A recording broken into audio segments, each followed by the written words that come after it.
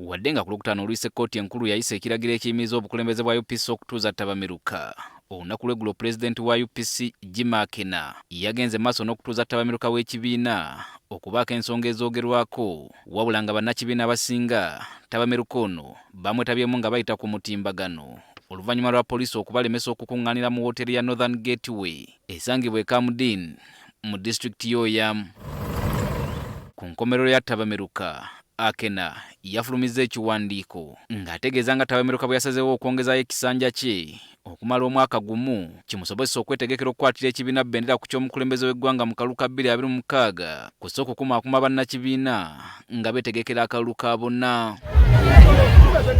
Dennis Edim Enap nga y'omu ku banna UPC abaddukira mu kkooti okuwakanya ekyakena okwesimbawo ekisanja ekyokusatu, agamba olw'okuba kkooti yalemesa Akena okwesimbawo ekisanja ekirala yandiba nga y'ensonga eyamuyisizza Ttabamiruka ono ng'anoonya engeri gy'ayongezayo obukulembeze bwe. Olukiiko olwo lwabadde lw'abantu ba kibatu abaasinziridde Ellango ne beeyita ba delegates ab'ekibiina kya UPC.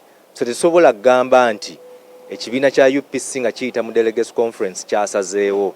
Ekyokubiri, ne delegates conference mu mateeka gaffe terina buyinza bwongerayo kisanja. Akena atubulidde nti abakiise mu Ttabamiruka eyatudde basinzidde ku bumanyirivu bwe kw'ossa obuganzi bw'alina mu bannakibiina okumwongera ebbanga lya mwaka gumu. I have 12 MPs working for their constituencies on UPC ticket in the Parliament of Uganda today.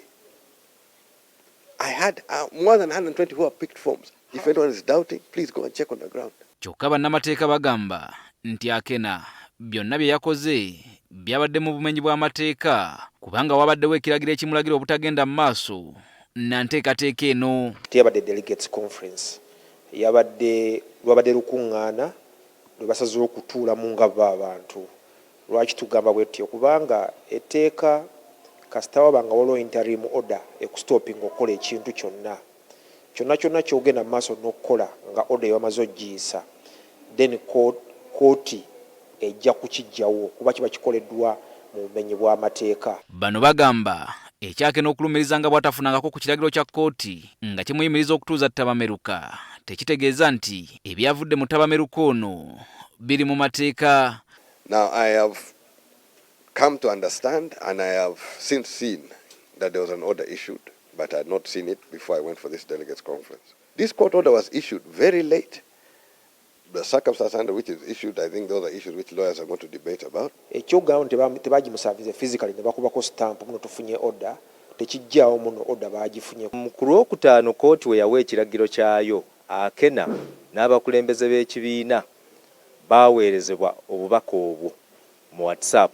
Era Akena message eyo nagirabako nga ngirabira ku ssimu ya Joseph Ochieno eyagenda mu kkooti koolwo. Akena n'abo abawakanya Ttabamiruka gwe yatuuzizza balinze kusisinkana mu mbuga z'amateeka zisalewo eggoye ku nsonga eno. So people will say, no, this is illegal. They'll talk very confidently, this is illegal. It has to be proved to be illegal. Right? You now have to challenge that delegates conference.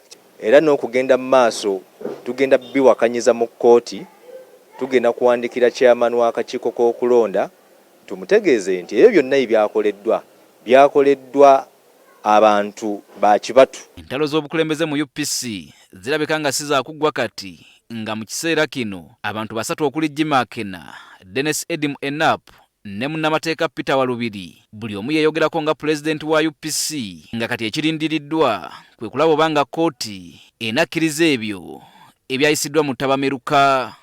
Peter Serugo, NTV ku ssaawa emu.